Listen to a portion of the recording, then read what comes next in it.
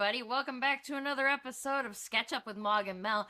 Obviously, we lost Mog and Mel. I don't know where they are. Do you guys know where they are?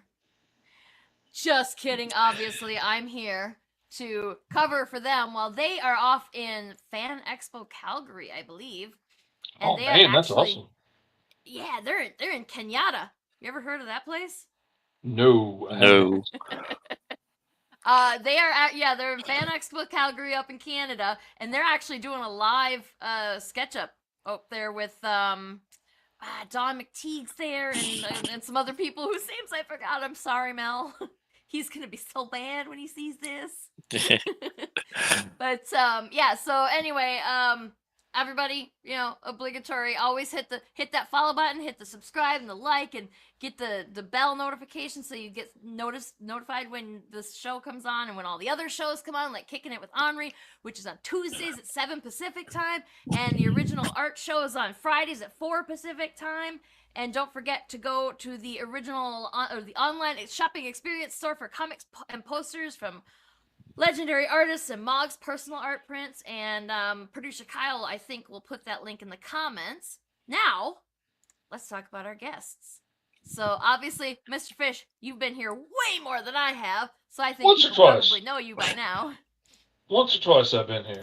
I've probably shipped something to just about everybody watching the show. Entirely possible. But also here tonight is Aaron Wroblewski, right? Did I say it right? Very close. Yeah, one of these days I'll get it right. Sure, yeah, you did it right.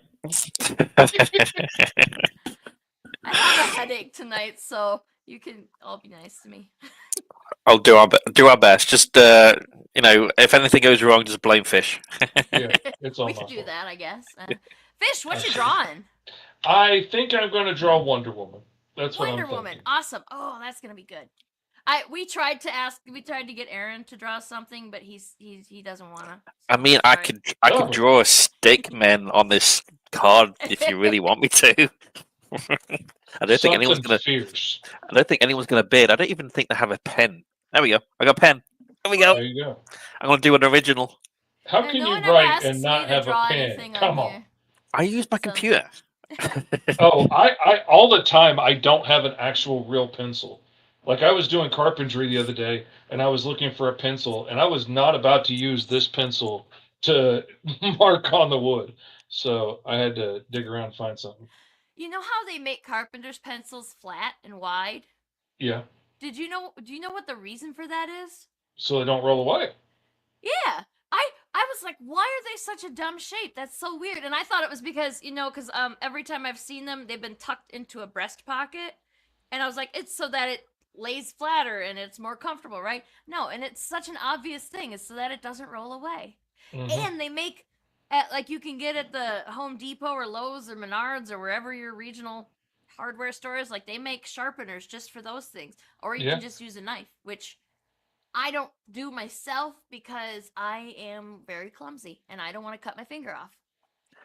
I don't know if it's true, but I heard that NASA spent tens of millions of dollars trying to develop something that they can use to write in space, because obviously you can't use a pencil because the graphite will shatter, and you don't go into does bad things to electronics. Yes. So you guess what they actually used? A Bic pen. Just a regular old cheapo at the store for 29 cents pen. I've sort of looked into that. I get distracted way too easily, so I don't know.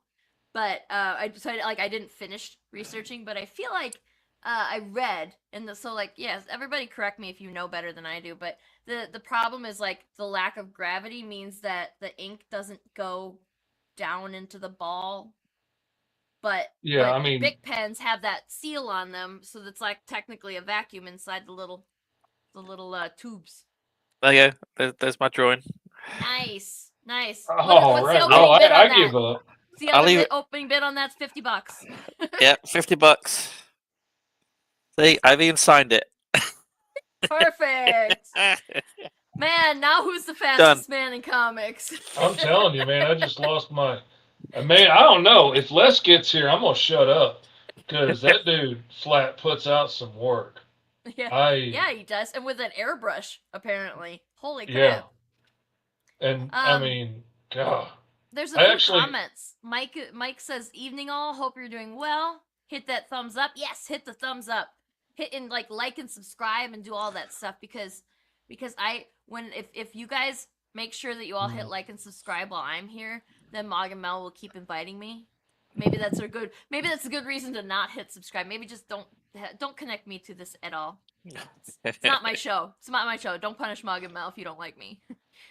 Kenneth is also here and says, "Hi everyone. Hi everyone who's here tonight and from Virginia. Hi to the Blah, blah, blah. EXP. Yeah, I talk good. That's why people let me do this. You speak that English. It's my first language too, believe it or not. Yeah, I speak two languages, English and bad English, and most of it's bad English. Yeah. I speak English and I'm semi-fluent in redneck, but mostly just English. That's what I've been told, and I'm pretty good at the northern A, the like Polish Oh man, dialect. Yes. Yankee is its Wash my whole hands in other zinc. thing. Like, and Polish is, gosh, they like to flip their words around and flip their sentences around. Like 2 weeks ago, last Thursday and stuff, and like it did. Oh man, that stuff's confusing to me. Took me a Kyle while says to he speaks understand. Mel, which is hard. That's a very difficult language, from what I understand. Yes. Mm-hmm. Before I forget again, there's some kind of big deals happening. I believe like tomorrow. The Dynamic Forces Friday night is like tomorrow, and they're giving away like $2,000 in art. So Oh, yeah. probably don't want to miss that. It's at 4 p.m. Pacific time, 7 p.m. Eastern time, on the Experience, obviously. Which is why you should hit the subscribe button and the bell, because you don't want to miss it. The bell means it'll tell you when they go live with that show, so you should want to do that. But Cool. like $2,000 in art that they're just giving away. That's crazy. Yeah. And also we have some giveaways for tonight too, right? So I have one, and I don't know what the hashtag is. Kyle, do we have a hashtag for that? Hair. So, but yeah, also, there's another thing happening. Order Up has 5 big guests. So Order Up is also going to be on Friday. That's going to be at 1 p.m. Eastern, 11 p.m. Pacific, and it's going to be, let's see how many names I can mangle here. It's going to be Fred Van Lente, Joseph Keatinge, Adam Freeman, Jackson Lansing, and Colin Kelly of the new Giant Size X-Men. So Fred, Joseph, and Adam are from they're new. It's a new publishing called Reka Comics. Again, sorry. And then Jackson and Colin are from Giant Size X-Men. So that's pretty cool. Nice. Cool. Chris says, "Hello everyone. I hope everyone's having a good night. We hope you're having a good night too." And Mel is cold is the giveaway. And I think all 3 of us have stuff to give away tonight, right? Yes. So, Aaron, what are you giving away tonight? I'm giving away free comics. Ooh, me too. What Yeah. comics are you giving away? I'm giving away the first issue of my samurai action horror, Blood and Fire. So everyone can get issue 1. If you really like the series, it's actually finishing later this year with its sequel series, Ice and Bone. So 3 and 4 are being done together in hopefully August. Nice. That sounds fun. I've read something of yours. I can't remember which one it was, but I've definitely read something of yours. I've got a I might fan. have read a couple of somethings. Yeah, I do dabble in a few. I've got like 3 series on the go at the moment. Blood and Fire, Ice and Bone is Ice one. and Bone. I got Amor Enenra. Yeah, Amor Patris. Yeah. Yeah. Huh, Blood and Fire was one of the I read that a while back, like when it first started. I got in on that, and I've been enjoying it. Thank you. 100%. Yeah, I don't think I've read an indie comic that I don't like. I've read one that I was kind of meh about, but I don't think I've read any that I don't like. They're all good. I mean, that's why Yeah, I think there is yeah. a missing art, or missing genre, because everyone says mainstream is is great, but I think indie is probably better because there's no or very few kind of it's purely the writer, what he Yeah. wants is Yeah, there. we don't have to make anybody happy but Oh, ourselves, right? We don't have exactly. any studio overlords to be beholden to. Yeah, it's just the 28-page or 32-page kind of increments that you have to kind of stick to the 4-page, and there's basically you can be as big or as small as you want with your storyline. That's the thing that gets me is sometimes like I want 2 extra pages or 1 extra page to tell my story, but then that means I have to include 4 extra pages, and I'm like, do I I mean, want to add like 3 pages of nonsense just to fill it up, or do I find a way to shorten the story to and cut out that? Oh, it drives me nuts. Do you know what? Do you know what I did when I had a book that needed a page filled? I opened up Messenger and I opened up a window to talk to Mr. Fish and said, "Hey, how would you like to put an ad into our comic?" And he Very said, much so. "Yeah." Thank you. Yes, indeed. That's I what I jumped did. on that one. And Fish, what are you giving away tonight? I am giving away. Whoops, I dropped that. I'm giving away issue 1 of Alice Lost in Wonderland. It comes complete with cover, interior pages. It has pictures and words on every single page. It Pictures is and written and words. illustrated by yours truly, colored by me and my son, as a matter of fact. And you would be hard pressed to tell which pages he colored and which pages I colored. Um, Came out really Nice. beautiful. Issue 2 launches on May 6th at GoMrFish.com. And so that is what I am giving away today. The first issue to wet your whistle. So maybe you go check out the pre-launch page and sign up at Yeah, GoMrFish.com, do the launching May thing. 6th. GoMrFish.com. You have a nice, easy one. Yeah, and it Very fits in the easy. name thing. So I can just do that for my name everywhere. And occasionally somebody calls me Go Mr. Fish, but I don't care. That's fine. I'll take it. I'm not going to complain. I don't see he's not here right now, so I can tell on him. Jeffrey, yesterday I believe says what's Fish's real name, Fish. and I was a little surprised that he didn't know. I was like, his real name is Fish, Jeff. His name is Yeah. Fish. I get every once in a That's not a while. nickname. It's his real name. I haven't gotten it in a while, but yeah, it comes up every once in a while, and usually when I meet new people, it comes up. But occasionally, people like, yeah, but really, I mean, it's short for Fisher, but nobody calls me Fisher. Like my mama didn't call me Fisher unless I was in real trouble. So, like, yeah, it's just fish. It doesn't seem odd to me. That's actually, I was just talking to a friend of mine. That was one of the things when I was just messaging my wife now, when we were just talking over text, I realized she got it when I was asking her how to pronounce her name because it was Colby, and I was trying to figure out how to say it. She's like, it's Colby, like the cheese. And that little phrase told me everything I needed to know, Yeah. that she's dealt with this for a long time. She's cool about it. And she never had a problem with explaining to people that my name was Fish. And sometimes that's a deal breaker. They're like, it's too much. Yeah, I'm that's not I'm fair. not dealing with that. I don't know. My wife went from Thomas to Wroblewski, so Oh, Oof. she bless got her the wrong heart. end of the stick on that one. That's true love right there. Oh It's like yes, my last name's short. It's just Lee. Like yeah, that's easy. Like if you're going from Wroblewski down, easy. That's an easy yeah. sell right Yeah, and there. she But It's actually all the went accent. The farther. accent. Is that all it takes? Oh, Pretty much. man, I I was should have been born in England. got a guy. I was a guy in uniform. I had a military outfit, and That the doesn't accent hurt. was like the icing on the cake. She was doomed. yeah, there you go. Mike, it's hashtag Mel is cold. And yeah, you got it right. It's Mel is cold. And Kyle Somehow. says that it's short for Fishtifer. Oh man, there's only so many words so many other names you can try and make it out to because it doesn't really work with William. It just doesn't work. I mean, how many Fish actual stories.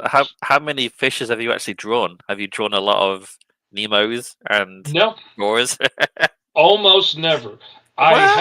I have drawn a lot of the Gillman, like the creature from the Black Lagoon, That's because close. honestly, when you grow up with a name like Fish, he has to be your favorite Universal monster. Like he just has to. And so I've drawn a lot of him, and I have a fish monster that's going to show up in my books later on. But really, there's not that many of them. It doesn't come up. Have you seen Creature Commandos with the fish girl in that? Oh yeah, Yeah, yeah. I was so excited for Creature Commandos, and then I watched it, and I I watched it. I can absolutely attest that I watched it, I thought it and was it is a alright. show. I I think for another rendition of Suicide Squad of the Galaxy, it was great, Mm. but like I really wanted to see Creature Commandos, and I didn't get that. Yeah, so And I didn't know the comics, so I don't know the background and you know which I imagine you probably do. So from someone from Fresh, it was good, but I imagine someone who actually knows the comics and the characters, it could be a yeah, little meh. and even then, like my knowledge of mainstream comics is like 20 years old. So like they may have done recent stuff with it, and this, Frankenstein being a simp and all this stuff might absolutely be what the new, comics are about. Yeah. That's not, what I enjoyed. Like I enjoyed it from like way back in the day. Like they had an action figure line back in the day, and they've shown up in lots of different cartoons and stuff over the years. Like I've always really enjoyed them, and I enjoy what the idea inspires in me. Like the thought of what I would do with them, which honestly is more fun in the idea part. Like He-Man's way more fun in my imagination than it ever was on the cartoon. Yeah. But like, oh, but that it was just Guardians of the Galaxy again and Suicide Squad again, and I was really hoping for something new, and that really kind of makes me worried for everything else that's coming out of DC with James Gunn, because if he's just doing the same ideas again and again and again, I was really hoping to see something new, but maybe he'll Well, surprise me. well, Superman is going to make or break it. They've said that if it Mm. pans at the cinema, then I think DC is done for a while. And that's the problem. It could pan for a billion reasons other than it being a bad movie. Yeah, Like if the wrong influencer says it's going to stink, then it's done. They doesn't have, never doesn't stand a chance. yeah. But man, I I hate that much is riding on it, because, but at the same time they've made flop after flop after flop. So like Because eventually, they were chasing an impossible goal. They wanted to have the Avengers straight away. I mean, it was like it mhm, took them 10, 12 years to get to that point from the yeah, first, With a lot of much not smaller including Blade. goals. Yeah. Yeah, just do standalone stuff, make it good, get decent writers. I mean, Schneider stuff. The storyline wasn't the best, but the casting was spot on. Henry Cavill as Superman, Ben Affleck as Batman, Wonder Woman. oh, All that the one. actors were great in their roles. It was just the storyline wasn't the greatest, and the last two films, the Flash one and the just the Justice League that they had to reshoot from Mm. Joss Whedon, Hmm. those two sucked balls. Let me ask you this. I haven't watched the DC. I watched the first Aquaman and the first Wonder Woman, and I don't think I watched any since. And I did not see It's not Justice missed League much. Snyder cut or otherwise. I mean, the Um, Snyder cut was good, but it's like 4 hours long, yeah, I don't have that kind of and patience. yeah, It's and like, it's been it was tainted by the first version that they mhm. butchered. And when you first see Superman with his fake mustache, CGI taken away, it's Yeah, just it basically sets the whole tone for the whole movie. You know it's gonna suck. yeah, that's fair. Yeah, Let- Um, Speaking of great casting and great actors, this is something that's really kind of bothered me. And I really enjoyed Wonder Woman the first one. I yeah. really enjoyed it. but then the more I dwelt on it, and the more I saw Gal Gadot try and do other things, the more I wonder, was it good? Is she a good actress, or did she just really, really, really look like Wonder Woman? And Yeah. and we enjoyed that because we got to see Wonder Woman on the big screen. Because really, most of that first movie is like slow motion posing and like pan shots of Yeah. how pretty she is. And Guys, I'm sorry, but chat saw the cat, and now nobody's listening to you anymore. We're doomed. it's over. Yeah. And I I know. really liked it. But like seeing her on SNL and stuff really made me realize maybe she's not that great of an actor. She's She's not not the like the greatest. worst. Yeah, she's not the worst actor No. that I've ever No. seen, but like she's not. She's not the greatest, but she's not going to win Oscars. But she's good in the fast gate, the fast movies. I think if she plays to her strengths, which are pretty much her looks, because she is stunning, Yeah. she kind of molded the Wonder Woman, because it was hers and she did it great. Yeah. But you put Well, her in like this, Vin Diesel yeah, does the same thing. You're not gonna see him like playing Willie Loman or anything. no. Like he's the tough guy and does that well. And She's great supporting. She's amazing as a supporting actor, but put her front and center, she just doesn't have. I don't think she has the chops. No offense to her, she does incredible. I mean, she probably earns more in a day than I'll ever see in my lifetime, but I don't think she could hold a movie like the Red Notice in Netflix. Like it was her, Dwayne Johnson, and Ryan Reynolds. Reynolds, yeah. And I didn't finish that movie. I'm not gonna lie. Yeah. I got pissed off seeing the videos or like seeing the previews where she's fighting. Like she has her hair up in this elaborate bun thing. And then when they go to start fighting, she takes her hair down. And anybody who's ever had long hair knows that is the absolute worst thing you could possibly do when you're about to get into a very physical fight. yeah, What? I'm surprised they haven't done Love I'm surprised they haven't done a spoof of it where there's like all the hairs in her face. It's like My hair's down right now, and like y'all can see me messing with it. It keeps falling in front of my face, and I'm just sitting here. I'm not doing anything. Like it's impossible to do something very physical and active while your hair's all down and in your face. You gotta shave your head or put it in a damn ponytail. And like she was already and actually she did it. She took off her shoes too, which I'm kind of like it sucks that she didn't like it was you can't really do very acrobatic stuff with high heels on, but also I mean so at least it was better than had her take her shoes off, and it was better than having her fight in the heels. But I have a problem with have you ever watched any Jill Barrett videos on YouTube? She's a fight choreographer or something like that, and Okay. she critiques fights in movies, and she has a huge problem with the footwear that women have when they do very acrobatic fight scenes, and it's really good and funny. And he's back. Hey. Internet dropped out on me. I'm a little concerned that mine's not going to make it through the whole show, because there's some threatening looking weather happening to the west, and I'm like like my internet tends to get scared of the thunder, so we'll see. It's not supposed to be here till like 1 in the morning, so we'll see. We'll see again. Steve says, sure, but who was Gal Gadot before her big break? She had to undergo language coaching for her role, not to mention everything else wrong with her. I didn't know she had to do vocal coaching or voice coaching. Well, I mean, or language coaching for her because she's Israeli. Yeah. Okay. Yeah, because wasn't she in the military as well? Yeah, I think that's Well, compulsory. she's Israeli, I think that she everybody was. has to be in That's- the Israeli military Yeah. for a while. So I mean, she's done really well for herself. I don't want to think that I knock her, but I just don't think she's a great as actress as other people.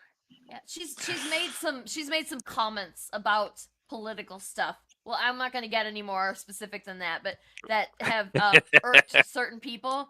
And I think people confuse that with her acting ability. And it's like, no, you don't have to. You don't have to be critical of her as a person to critique her acting ability. She's a mediocre actress. It's true. Yeah. Well, I'm glad it's not just me. I mean, I hated thinking it because Mhm. like everybody comes down, like ladies just don't stand a chance. That all female Ghostbuster movie was ruined Oh, it before was ever terrible. anybody ever saw a scene of it. It was done for. I will not tolerate Fish talking bad about the all-female Ghostbusters movie. It was terrible. Hey, He Take enjoyed it. yourself a little bit of an edible and put that movie on and tell me it isn't genius. Other than the Technicolor Ghost, which I wasn't super crazy about, I loved everything else about it. I And liked that I movie. thoroughly Like, enjoyed it. it wasn't the all-female cast that messed up that movie. I have my problems with it, but it was not the cast that ruined that movie. And the way that the women play off of Chris Hemsworth's character Oh man. is hilarious, and anybody who doesn't think that was funny as hell can just get the hell out of here right now, because it was funny. You don't know what funny is if you don't know. That's right, Aaron. You hang your head in shame. It was good. I mean, it wasn't great. And it was bound to get flamed no matter what, because of, like, you remaking a cult classic and you're Yeah, gonna get I mean- criticism. So, but you're right, And that, that's the that movie thing. was dead in the water because of the all-female cast, not because it was a good movie or a bad movie. It had nothing to do with the movie. It got tanked before it ever aired, so. Yeah, and that's not fair. And Yeah. that ticks me off. Like I at least want to get a chance to see something and give it my own 2 cents and see what I think about it. I don't understand this whole like, oh, so and so said it's bad, so it's automatically bad, so we need to try and ruin it before it even gets its feet underneath it. Well, Captain America suffered the same criticism, and that's a. I mean, again, it's not a masterpiece, but it's a pretty good movie. It's very I have not enjoyable, watched it full yet. of action. I like Yeah. that movie, and they even poked fun at the people who were like, maybe she should smile a little more. Like, they poked fun at that, and I thought that was a great little touch that they stuck in there. And Oh, they did not do it because of the criticism of the posters, because they kept saying she doesn't smile in the posters, and then people were like photoshopping in a smile, and it was super sexist. And Brie Larson actually said in interviews, no, we didn't add that in response. That was already there because that is the female experience. That is Is Brie and Larson that is, in it? what? Is Brie Larson in the Captain America? I didn't mean Captain America. I meant Captain Marvel. Oh, okay. Yeah, I didn't watch that. I meant Captain Marvel. Everything that I said just now applies to Captain Marvel, not Captain Okay, America. make more sense. Yeah, I didn't watch the Marvels because the main characters, was no interest in me whatsoever, and I've not watched Captain America yet because I thought that's what you're talking about. Oh, no, I'm 'Cause it sorry. I just came haven't out. watched the new Captain America either. I keep hearing about how horrible it is, so I'm sure I'm going to probably enjoy it too. It's on Disney I Plus liked now, it. so I was going to watch it when I get home, hopefully this weekend. Yeah. And but then I'm not super harsh on things either. Like I can enjoy all kinds of things. Like I honestly I hated almost every piece of the Green Lantern movie, but I loved getting to go to the theater and watch my favorite superhero fly around on screen. Like I was giddy like a little kid. I thought the whole Hot Wheels car thing was kind of stupid, but I got to see him use his power ring and I got to see him save the day, and that was awesome. And I didn't like the bad guy. I thought they whiffed it like they did with Galactus the first time around in the Fantastic Four, but I got to see Green Lantern fly around, and that was awesome. So, I It's got like to enjoy that. Prometheus. It was a great science fiction film if it wasn't set in the alien universe. that's fair. I can see That's a that. fair criticism. Yeah, it was had Kenneth its said- good moments. Yeah. Kenneth says good night to everybody. And then says, I hope everyone in here tonight, and friends and families, and the best of luck with all your family members and friends. Thank you, Kenneth, and I hope you have a good night as well. And Mike says, timing is everything. Some shows, when very popular during the 80s, 90s, and 2000s, may not do the same now. And that's absolutely yeah. true. Yeah. Because they've rebooted a lot of shows from the like the 90s recently, haven't they? Mr. Nope says liked Miss Marvel, but the movies weren't for me. I like the Marvels. I did, and I think that Aaron, you should give it a chance because it is interesting. It wasn't great. It had a lot of glaring flaws in it, but it was enjoyable. I mean, I think Disney is kind of shooting themselves in the foot because they're bringing characters from Disney Plus that not many people watch and expect people to do their homework and watch these shows before they go to the cinema. And not many people, it's like homework nowadays. You have to watch this show, watch this, because this one scene in this film will reference this episode 6 of series 1. And they're like, I don't want to I just want to go to the cinema and watch a decent film. And I'm sorry, but recently the writing has been atrocious. From what I haven't watched the Marvels, but what I heard it was Spaceballs, but without the big vacuum cleaner. I don't think I'd go that far. I really see that, but and it sounded terrible. Because that's one of the things about Bond. You have to have a decent bad guy. Like the first Pierce Brosnan, GoldenEye, great. Sean Bean is the bad guy. The rest of the Pierce Brosnan films kind of sucked because most of the bad guys were freaking terrible. Skyfall, another amazing Bond film because the villain was great. Same for Marvel. I know you can't have all these galactic, world-ending storylines, but you don't need them. You just need a decent bad guy and a decent reason for him to be a bad guy. Like Thanos was a great bad guy because he thought he was trying to save half the universe by killing the other half. And to be honest, sometimes it does make sense. I don't think that Thanos was wrong, but I do think that I think they could have done that storyline a little better. And correct me if I'm wrong here, but didn't he in the comics kill half of the universe because he was trying to impress Death? Yes. Yeah. And they should have put that in too. That should have been the reason, okay? He should have had that altruistic BS that he was giving us. Because he was courting Death. Yeah. That would have been way more interesting, okay? Yeah. Like, he just ruined just billions and billions of people's lives and, aliens' lives, and non-human. But, come on. I mean, they totally ruined the Hulk. Because he's that Professor Hulk, and they literally had no idea what to do with him because he was. And he had like the when he went back when they time traveled and had to get the stones. Yeah. They made him. He was all like what do I do? And up shit and throwing it around. Yeah. No, yeah. It was so lame. Like that. First of all, that's been done. That's not a good joke anymore. That's an old joke. Could have done something else. But secondly, the reason that we like the Hulk is because his alter ego is struggling so hard to not lose his temper, and then the Hulk is nothing but unbridled rage, and that's why we like him.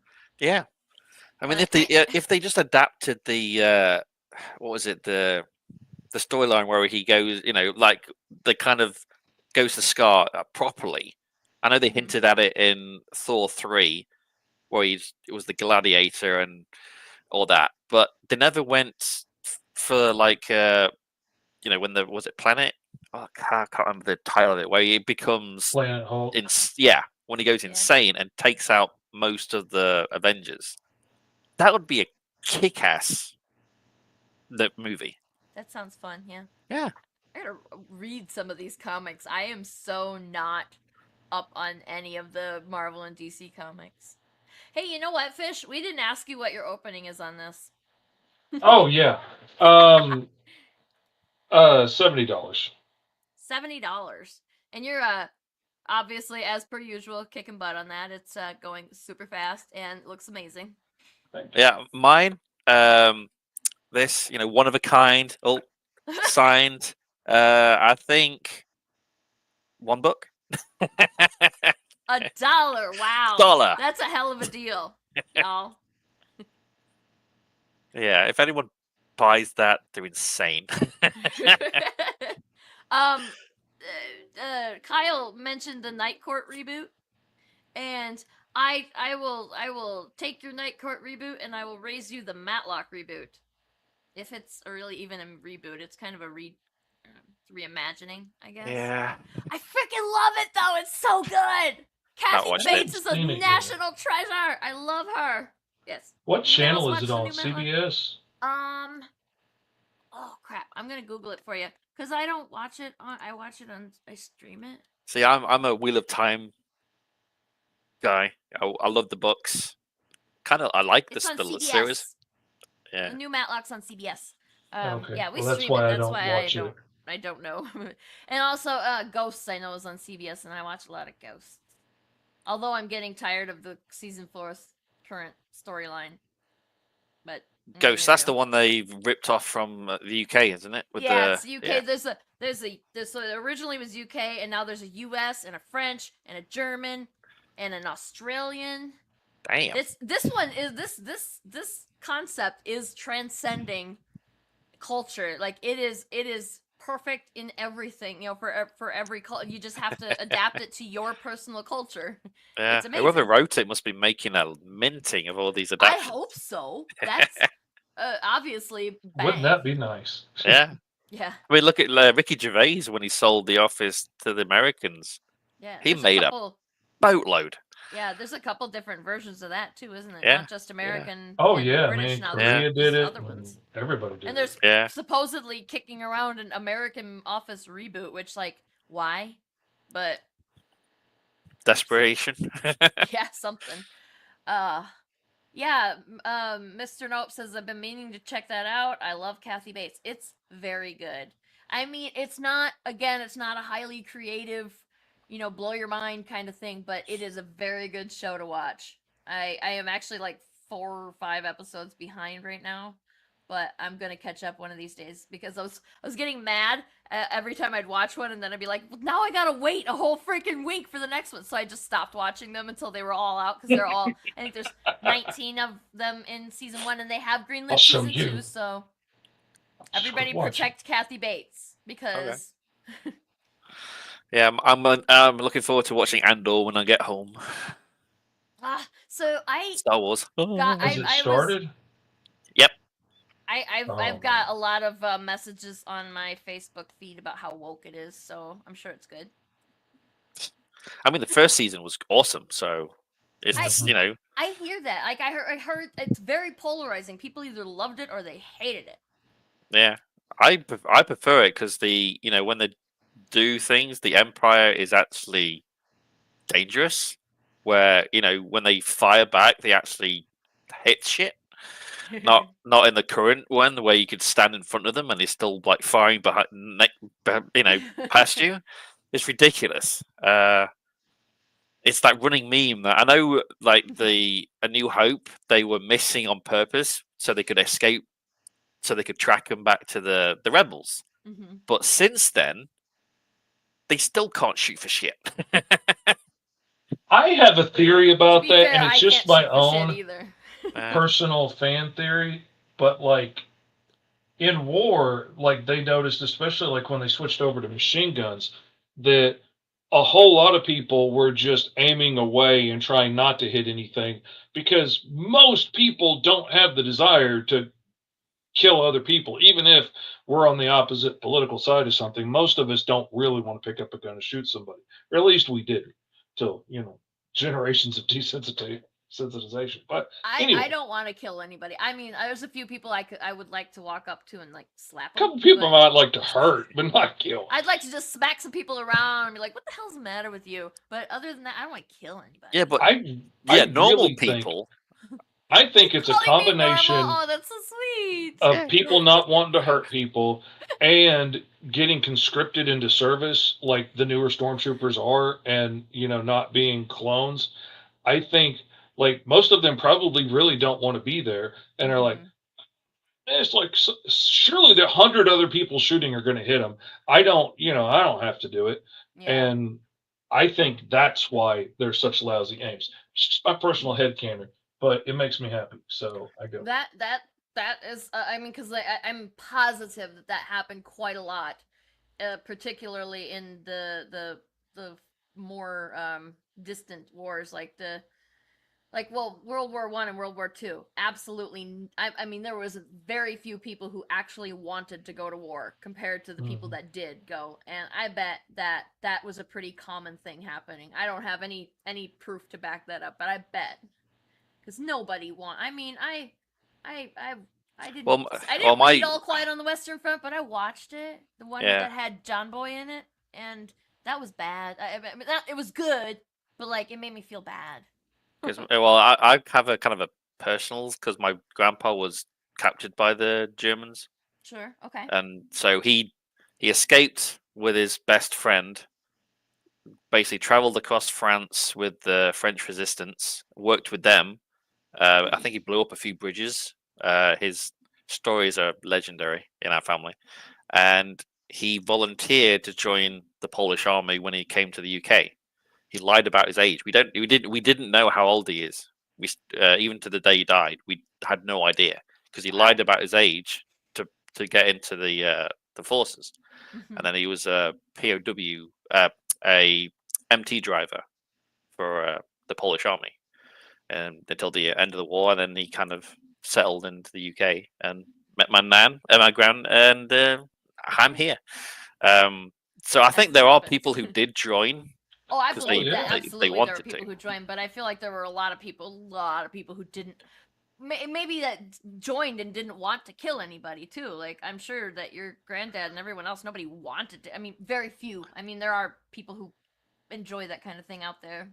It's not regardless of what time normally of, a yeah, normal yeah. thing to do, but like they had to. I remember watching a thing about how they had to start changing their training practices and stuff to get the people to actually start shooting at stuff. I don't remember what they Sure. did, That makes but sense. it was something they had to overcome, and I always found that interesting. Back to the Star Wars stuff. Mr. Nope said in the Star Wars books, the trooper armor and their weapons are all defective due to sabotage from the rebellion. So maybe that's why they didn't. See, I love the books. There's so much interesting stuff in the books. Like the bounty hunters are so rich and interesting in the books. Yeah. And oh man, Yeah. Boba Fett And from some of those Disney novels. screwing themselves over when they first bought the property, and they said they don't have any source material to choose from. Like, what? How about the hundreds of books that's been written and the comics? You don't have any source material to come from? Give me a break. Okay, it's joke time. Who's Thor's favorite 90s rap star? Who? MC Hammer. MC Hammer. Very good. Okay, that means it's break time. So we'll be back, and then we're going to take another look at Fish's stuff, and then we're going to talk to Aaron about his Kickstarter happening soon.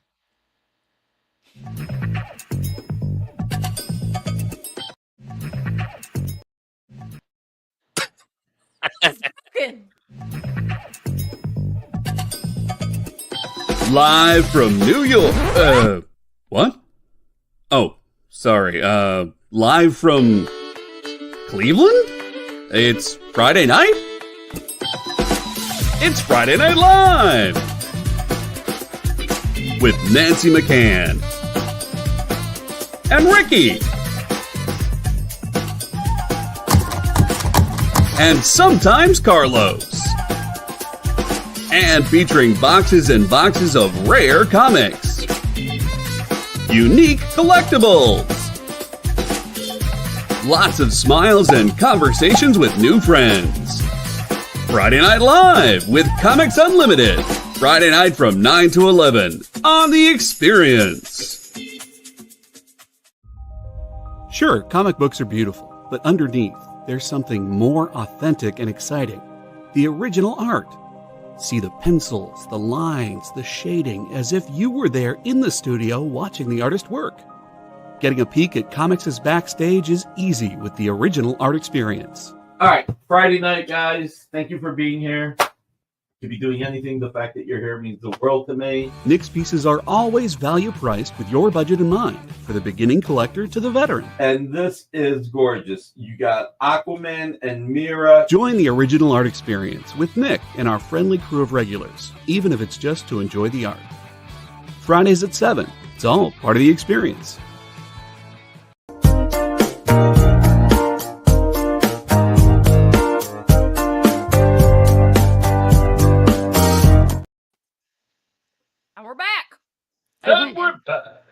some graham crackers.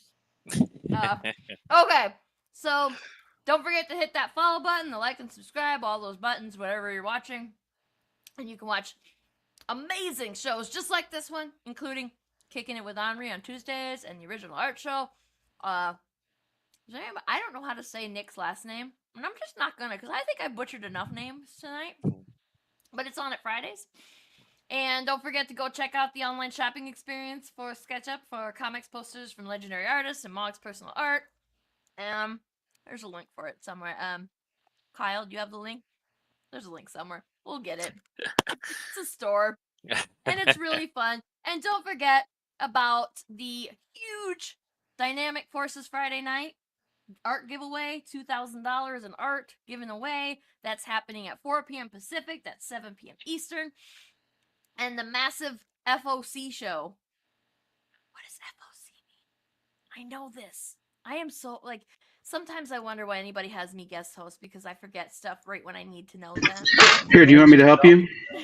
Sure, yes, thank you. Hold on. Where's it at? I know the guest names, but... That's weird. 1 second. Well, it's going to be Fred Van Lanty, Joseph Keatinge, Adam Freeman, Jackson Lansing, and Colin Kelly. Big deals. Here's the answer. Hi everyone, I'm Matthias Lewis, and I'm here to talk to you about FOC, or Final Order Cutoff. It is the last chance that we, the comic retailers, have to finalize our orders for comics releasing roughly 3 to 6 weeks out from the Mondays we finalize our orders. We deal with this every Monday, but this is important to you, the consumer, because it is the perfect time to reach out to your local comic shop if you want any specific or guaranteed items. If you want the Jim Lee or Dan Mora covers of Justice League Unlimited, reach out to your local comic shop and let us know. If you want the new issue of Lilo and Stitch, this is the perfect time to tell us. Because as long as you can get us the orders before Monday at 6 p.m. Pacific Standard Time, that will give your local comic shop retailer enough time to finalize that order, adding in whatever it is you want, so they can guarantee when it releases, we have a copy set aside waiting for you. So, always reach out to your local comic shop before 6 p.m. on Mondays with the comics you want. The sooner, the better, to guarantee they're waiting for you. Exactly. That's the thing. You got graham crackers, so I played a video so I could get graham. Graham crackers. I have a problem with graham crackers in that, why are they always smashed now? They never used to be smashed when they came in the package. Now they're smashed. I've never found them smashed in the package. Mine are all smashed. Look, I got. You're getting the wrong package. Well, to be fair, I do buy the cheap ones because I think they're all made in the same factory and they just slap them into different boxes. That's because paying for Jeff's branding, practicing okay? his jump shot every time he's putting them in the cabinet. That's the problem. That's probably it. It's He's his getting fault. better, but still, it doesn't count. He Okay. can't smash crackers.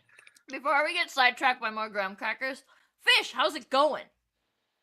It's going well over here in Fishtown. We've got a beautiful picture of Wonder Woman coming along here. It's got Those are pencils, pretty it's gorgeous. got inks, it's got blank space, it's got all kinds of cool stuff. It may even have a signature if I don't forget at the end. Look at that. That could all be yours for low, low price of whatever I said earlier. I believe you said 70. Opening I bid believe 70. I did. Anybody believe I want did. this beautiful Wonder Woman? The opening bid's $70. It could be yours. And if you want, Fish is giving away Alice in Wonder Lost that thing. Yeah, that right there. He's giving that away to one lucky winner. If you want to be in that giveaway, you have to type in the comments #MelIsCold. And Mel is cold because Mel and Mog are in Calgary. That's why I'm here and not them. They are actually doing, probably even maybe as we speak, they're doing a live SketchUp with Don McTeague, Bobby Breed, and Don Nguyen. There's people. I don't When? know how to say names. Thank you. When? Now? I don't even know why I try. If they're not, you spell your name phonetically for me because I am a goober. Yeah, I mean, especially when you have like names that are just like spelt normally, and then they just pronounce it like how do you get that from those words? I got a question for you, Aaron. Oh what yeah. the hell is that W doing at the front of your name? to confuse people. It's not load bearing at all. You're just trying to cheat at Scrabble. Yes, Loadberry! you found me Oh out. my god, I am using that from now on. It Double is letters. Not a load-bearing letter. Double points. Anywho's, yes, all that stuff. Mr. Nope says, "Do you guys like Golden Grams?" Not exactly the same. Most people. Trust like me, Golden Not that the Grams. same, this but surname it's has sweet and bland. I love it. this surname has bitten me on the butt more than once. We did in the forces. We have to test our respirator, so we walk into a booth full of CS gas. It's like fog. Unfortunately, there's like 1 in a million people CS gas doesn't affect. The first person in front of me didn't affect him, so he just takes his mask off, says his name, his service number, and walks out. So I'm thinking, this is easy. I take my mask off and almost die. And then I am not allowed. You're not allowed out until you say your full name and your Oh my service number. God. I Rude. could barely get my first name out, let alone my surname. I think the only reason I get kicked out is because I throw up on the corporal in front of me, Oh which my is gosh. never a good idea. So I get beaten after I Ugh. get sent out into the fresh air. So yes, my surname is not always Well, good. as a fellow W, I can say it really sucked when you had to line up as a kid. Oh 'cause you were man. always Yeah. at the end. Yeah. Always at the end. I thought the S was bad because I was in the middle and it took forever. But yeah, I would have died with a W or a Z in my name. Yeah. I'd just No, give I up was and run. I was in a fairly small school growing up, so I was always at the end of the line. There was no X, Y's, or Z's, and there Yeah, there really was isn't any X or Y's. Like, do you know anybody with less? I know a Z. I know one. Yeah, there was a kid Z whose in last name ours. is Zimmerman, but I was always second to last because there was a Zelonko, so he was Yeah. always last. So I was always next to him in the queue. yeah. But it was always I was always dead last. Bummer. Oh, I have. Just in case I got graham cracker crumbs, I have a thing to give away too. Anybody wants it? It's a copy of Power Broker #1, and I might even throw in a sticker there if I have any left. But that's for the giveaway. So #Mel is cold, and if you are interested in that beautiful piece that Fish is drawing right now, that is an opening bid of $70. And Garfwong, y'all with the names tonight. I don't. What a horrible night to be the host. Everybody's got names. Garfwong Everybody has says a hi, name. everybody. But hi, thanks for joining us. If you want to win a comic, we got a handful of comics we're giving away, and that's just type in the link or type in the comments #MelisCold. And if you're interested in the piece that Fish is drawing now, it's an awesome Wonder Woman, and the opening bid on that is $70. I got graham cracker crumbs everywhere now. They're all over the place. I'm gonna have ants. Do they get the extra crumbs for in the package? We have a robot vacuum cleaner, so I'm just gotta go get it and just set it right here, and then I can turn it on and it'll just take care of it. But I feel like we're up on like the third floor. This is the third floor. We're high up over, and so I feel like it would be difficult to get ants, but also it's absolutely a challenge I probably could meet. Yeah, we've I was got left to a my own Roomba. devices. We have one of those robot vacuums, but I think ours is on strike because we tell it to go to the bedroom and it goes to the kitchen. You tell it to go to the kitchen, it goes like round in circle. It's got its own. It's going to take over our household and take over the world at this point. We had a Roomba, and that thing was always like bouncing around the whole place like it was drunk. But this one, I don't remember the name of the brand of this one, but it is precise, and it does like lawnmower lines down. Like you can see the perfect lines. It's wild. Okay. Yeah, I'm pretty sure it is already in charge. Yeah, it's only a matter of time before AI take over. Steve says, "Who did the shoddy masonry work behind me?" How do you know that's not just a filter? It doesn't look like a filter. It's not a filter. It's actual. It's actual brick. And It this doesn't building, glitch. That's how we know. Yeah. Yeah, that's fair. This building is like 200 years old or something, and it used to be a factory. So see, yeah, 200 years ago, that was up to code. See, yeah, no- yeah, it was. But then like they made it into these like hoity-toity apartments, like for metrosexuals and hipsters, and now I live in it, which I am neither a metrosexual and or a Sarah hipster. came a running. And despite the like they're like, oh, it's a brick wall, so we can charge more in rent, right? Because we have cool exposed brick.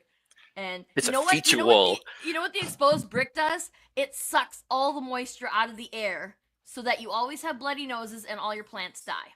That's what happens. That's what this brick wall does for us. Yes, I see Isn't a few it more cool? hashtag Mel is cold. If you guys want to win some comics, hashtag Mel is cold. What'd you say, Fish? I said, isn't it so cool with the nosebleeds and everything? It's awesome. I love a good nosebleed. Let Yeah. me tell you. I'll tell you what. Okay, so before we went to break, I am talking with my mouth full. You am. This is an unpaid gig, you guys. Wait, we're getting paid for this shit?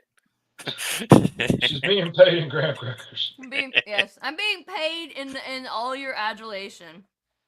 But I want to hear about your new Kickstarter, Aaron. And then we're going to listen to Fish tell us about his Kickstarter. Cool. Do you want me to Big start deal. now? I do. I want to Okay. hear all about it. You got the floor. This is all Uh, yours. Anenra is my apocalyptic horror. It is a mixture of pre and post apocalyptic. So the first 6 to 8 pages of each issue is a glimpse into the future, where a virus has taken over, mutated a good portion of the population, and it's a very, horrific world. Think Last of Us meets, The Walking Dead. No zombies. But the main part of each issue shows how we get there. So we follow Dr. Richard Marin and his team of doctors who try to understand and stop the virus. So the first 4 issues, it kind of centers around Heathrow Airport, where the aircraft that carries the virus lands. So they follow the path of the airline to Hong Kong, which the current storyline sets. Awesome. Except for Lo- the no zombies part. You had me all hyped up for zombies, and then you said no zombies. No zombies, sorry. Bummer. But the mutated monsters are pretty damn cool. All right, I'll give it a chance. When I Hey, guess. you lost me in no Mutated zombies. You monsters. got me back at mutants, baby. Hey, K-pop junkie, Hey, Kate. I know her. Yeah. I think everyone knows her. Everyone's been Yeah, on her show. Katie's awesome. And she's a legend. Katie, did you get your comics? I didn't check. And yeah, it's I know I've seen some of Anenra, so I know I'm into it. Yeah, it's I don't have any money, so y'all need to stop making some comics for a little while until I get more money because I want to back all this stuff. I can't stop, unfortunately. I wish I So could. it's your fault. It's my fault. I wish I could stop. I mean, I have a 4th series in the back burner. I mean, I could literally share you some stuff if you really want to see it. It's not been lettered. It's just images I got from the artist. Like you're gonna show all of us? Sure, I'm a first. It could have an We get to see- exclusive. Ooh. I don't know how. Are there any rules, restrictions on what we can show on here, Kyle? Better make No sure. boobs. No boobs. Oh, Okay, there's no got boob. it. Oh, let me cover up Wonder Woman. I'm dignified in this. Thank you very much. Sarah, you're off the show. Hey, there's no I'm out boobs here. too. Everything, it's all from here up. Like, you don't even know if I'm wearing pants, do you? I could be wearing a shark onesie, couldn't I, Katie? God, don't even go there. Anyway, my point is, we're good as long as there's no boobs. Yeah, I mean, do you want me to show it, or are we gonna go on Hey, the if you're Kickstarter stuff? willing to show it, I'm down. Yeah, this is an exclusive. So let's share screen. Is this? Hopefully this I works. think Kyle has to approve it or something, but it should be fine. He did. I mean, Uh, he came in and told us the rules, so that implied consent. So Okay. So let me know if you see that. yeah, sweet. Make it bigger. Okay. So I was remembering the right one. I was a little unsure, and I didn't want to say, but like you have a very distinctive art style here, in all your books, really. So these are the first couple of pages. This kind of sets the scene. It is a science fiction horror. This looks like one of those etchings, like that starts off with a black page and then you scratch in the design. This looks beautiful. Yeah. So if you like Aliens, Event Horizon, this is kind of my take on that. So you can see the name of the ship, Icarus. Is that a load-bearing name? No comment. So it's like a very Aliens vibe. Very cool. I think that everybody should back your books, if for nothing else, for the really cool art. Because, like I said, I'm not joking. All of Aaron's books have really cool art styles. Yeah, they really do. I mean, There you go. like also Fish's do too, but like Aaron's are totally different. If you like Fish's, I cannot give you any clue if you'll like Aaron's based on Fish's, because they're totally different art styles. Oh yeah. And all my books kind of look the same. I mean, because they're all drawn by the same dude. Yeah, that's fair. That's fair. There's a little variation, but not a lot. Yeah. Caleb Addy is doing the internals. He did a couple variants for me. And I've always loved his artwork. And he did a few like alien xenomorph images. Mm-hmm. I'm like, oh my god, that would like, if I could get him to do Pillars of Creation, which is the title of the book. And they were like, oh, it'd be so cool. So I just messaged him and say, you'd be interested in this? Sent him the script. He went, yes. So how I'm cool is it when stoked. you message the artist that you look at this artist and you're like, that's who I want to do my book, and then you're like, there's no way they're gonna do it, and then you message them and they say yes. Like, how good of a feeling is that? Oh, it's amazing. I mean, literally, it's the only thing stopping me because I've got variant covers done. Mm-hmm. The main cover's done. Literally, the only thing stopping me is getting it lettered so I can create the Kickstarter page. Mm-hmm. But it's really just having the energy to do the Kickstarter. I'm like, I am so tired right now, but I've got an Enra coming. So I have to kind of like, okay, next one. And then I've got like a gap between this one and obviously the Ice and Bone, finishing that in August.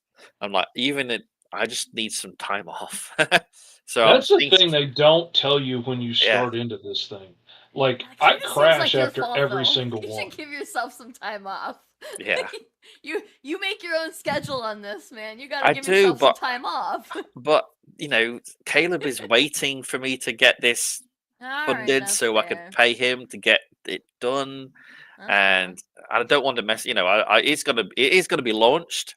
It's just trying to find when to launch it that I am not so tired that I can give it the launch it deserves.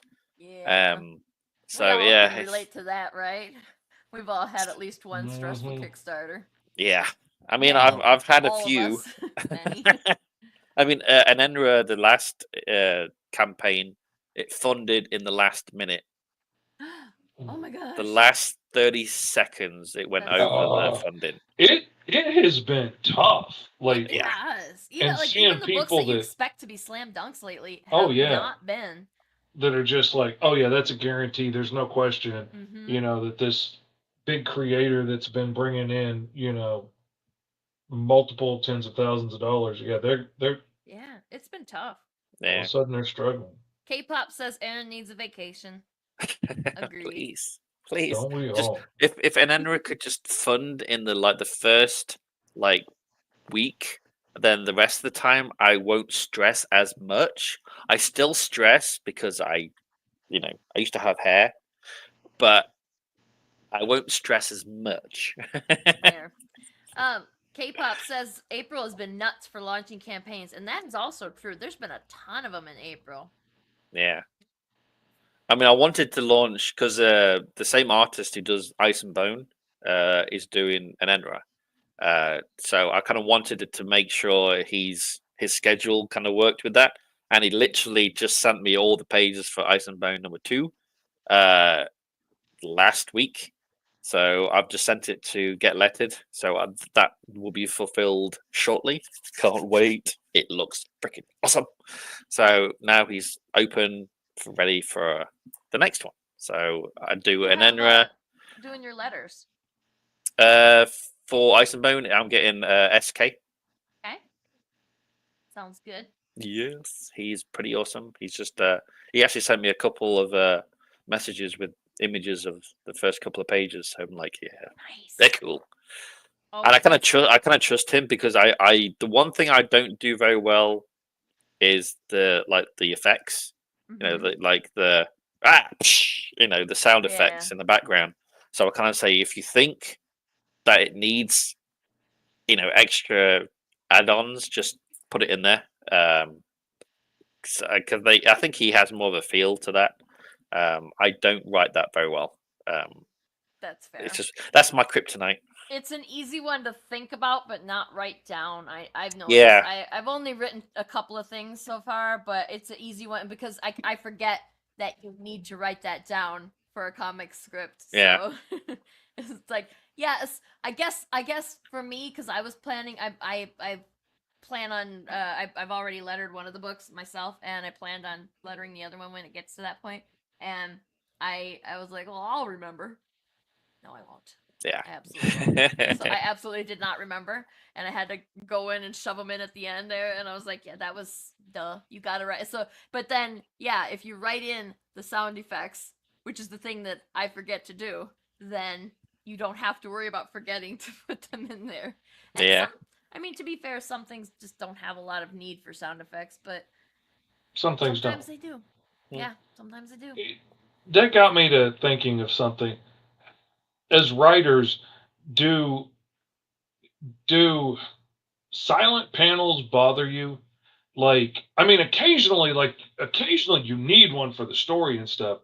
But I've realized here lately, when I'm doing like a job that's just lettering or something, or I'm illustrating somebody else's script, all of a sudden there will be like 3 or 4 pages that don't have any, or not pages, but panels that don't have any lettering in it or sound effects, but they're like fighting or they're doing something. And I don't know if it's the old school in me that's used to there being like banter during a fight and sound effects and, smash and boom. It seems awfully silent to me when I'm looking at those pages, especially when like the next page might have a big sound effect for an explosion or something. But here they're all like, I think maybe the nothing. reader kind of makes it up for themselves. Maybe. Yeah, yeah. I Could be. think that it's highly dependent on the scene. Yeah, when it's a fighting scene, then maybe there should be some crashing punch. And what sound effect do you even use for a punch? Poof. Oh man, thwack. I don't ever want to have to do a sound effect Thud. for that. Like, I mean, Yeah, there's but so then- many. Because I don't think I like that in mind, because that to me is more of a kind of superhero comic Yeah. That's fair. where yeah, you yeah, have yeah. the whack. It always kind of reminds me of the old, the Batman and Robin, Adam West kind of like bang, poof, Yeah. and things like that. And I'm like, Zan. I kind of like mine more grounded and serious. So I don't really think that would fit well. Mhm. Oh yeah, and it totally depends on what you're doing. Like, Yeah. I'm working on a superhero comic right now for a client, where there is a superpowered golden retriever and a kraken made out of hatchbacks called the Hatchbacken. So, like, sound effects and silliness fit in really well. There's like space Yeah. pirates with jetpacks. Like, it's a whole weird thing. So, Mhm. like, they fit in most of the book. but I've noticed, and I think maybe it's partially a generational thing too, because I've noticed a lot of younger writers and creators, saying younger, like people that are 30, aren't using as many sound effects and stuff as like I'm accustomed to. But Mhm. I grew up reading like Stanley comics and stuff, so Yeah, that's fair. different And time. I agree with the point that you made, Aaron, about that it's kind of feels superhero-y to have all the Yeah. sound effects. So that probably makes a difference too. But I remember a scene in a comic that I read that was just, it was like there were like 15 panels or something on the page. It was a crazy number of panels, but there were absolutely no words. And it was just Oh, showing the character having fun at a party and getting progressively drunk, progressively more drunk. Yeah. I was gonna And say, oh, that was Green Zone, but no, there's words on the page. yeah, no, that wasn't Green Zone. But yeah, like it was, so it was just showing that progression, and there were a ton of panels on the page, but it worked because there was no words to complicate things and Yeah. to crap up the page. Because if it was 15 panels and a conversation, way too many panels. Yeah. It Well, I know depends you on could make it work, Fish, but it depends us on mere what it is. mortals. Like I do it in Green Zone sometimes because I'm showing the hecticness of like inside the police station, and how much chaos and stuff is going on. Like, so I'm not putting like paragraphs in each one. It's like, hey, where did you go? Like it's little short sentences and stuff carrying on a conversation through the whole page, but Yeah. um, more showing the hustle and bustle of how fast things move. But Mhm. you know, to each their own, of course, too. I could have probably shown the hustle and bustle in 3 panels if I wanted to. I like the freneticness of it. So if you do the artwork and the lettering, do you set the lettering first, or do you do the Yes. artwork first? You do. Okay. I used to pencil it and then letter it and then move my pencils around, which I realized eventually it was easier, especially if I'm working on a client's book, to just go ahead and letter the thing first. And I put all the words and balloons on the page, and then I can kind of shuffle them around and see if the layout that the client suggested works best, or if maybe I might need to move this dialogue balloon into the next panel, or maybe split a panel into 2 panels and give myself a reaction shot to what they just said, and then I'll rough that out in pencils and send it to the client to get approval, because especially as quickly as I sketch, it's easier to just show you what I'm thinking and let you look at it than be Yeah. like, okay, now hear me out. I'm going to type 500 words to explain what I'm thinking, and it's just quicker. Yeah. And That's if fair. you like it, great. If you don't like it, I'll delete it and I'll go back to like what you put on the page. No problem. Mhm. I know I'm risking that when I change it, but if we have a good relationship and everything, and you're cool with that, I will show you what I'm thinking first and let you see what you think of that. But yeah, I absolutely letter it first. And even when I'm doing my own stuff, usually I don't have all of the dialogue fleshed out, but I have most of it fleshed out. So I'll place that and move it around. And then as I'm sketching in the panels, I might come up with I could slip a little joke in here, or, something, or, oh, maybe if I split this up, I can, make this more interesting. Yeah. And but yeah, it works great for me. And then I know where to put everybody, and nobody's getting their face covered up with a balloon. Yeah. And like, I still draw all the backgrounds, but I know I don't have to put like a 3 point shot of New York City in here if the whole background's going to be covered up with a word balloon. Like, Yeah. I could put an outline of the city and be fine. And but I like to draw it all because for the client that comes in real handy for doing videos for the Kickstarter and advertisements and stuff, to be able to pan across clear artwork and not have lettering all over it, and just works out good. I'm trying to think Yeah. ahead for everything they're going to need along the process. Like the book I'm working on right now, one of the one of the pages is a splash page of the superhero transforming for the first time, and then there's 2 little inset panels at the bottom showing reactions. And I was like, this would make such a cool pinup. I went ahead and drew everything behind those 2 panels, So we'd have it for a pinup later if you wanted to use that as a special giveaway. And then as I was drawing it, I was like, this would make a really cool animated scene. So I drew the layers of the transformation fully, the things that were covered up behind him as he transformed. I went ahead and drew all of that so we can animate it later and have him go from, 0 to hero and all this stuff. And that's going to be awesome for the Kickstarter video. So keep your eye. Yeah, sounds cool. If I can think that through and do it ahead of time, then it makes things a lot easier. Like another client, I just finished his book. The Kickstarter's fixing to launch, and he's offering places where you can pay to get your character, your bad guy, put in the book and get them beat up by the Sentinels. And so I drew characters to hold the position of different people, but they're separate pieces, and then I drew everything behind them. So in one scene, the superheroes have tied him up. Well, I've got these images of the full bodies of the superheroes with these weird ropes going to knots in the middle and then nothing else there. So if you have a big brute that's going to cover all that up, no problem. But if you have a female supervillain, that's going to take a lot less space. I want to have everything there to fill that in. Or what if your character is half invisible or something? I don't know who's going to buy these slots. So I draw everything behind it so I can put whatever you put in there. And maybe your character's a goldfish. I don't know. And you'd be surprised. Make things interesting. I had to stick attack rabbits in one book one time because somebody paid for that. So you never know what's going to happen. We're giving away stuff.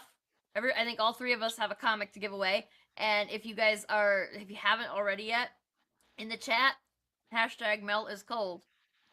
And Mel is cold because Mel and Mog are in Calgary at Fan Expo, and apparently it's cold in Canada. It's always cold in Canada.